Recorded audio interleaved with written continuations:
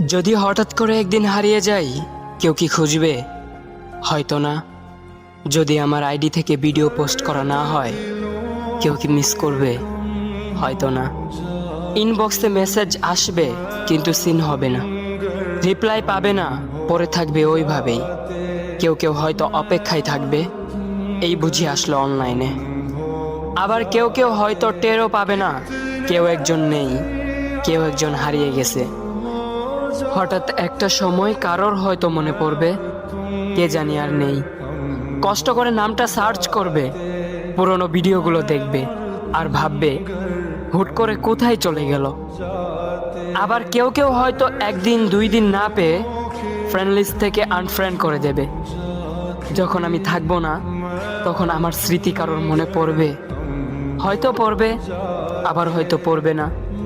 তবে হারাতে হবে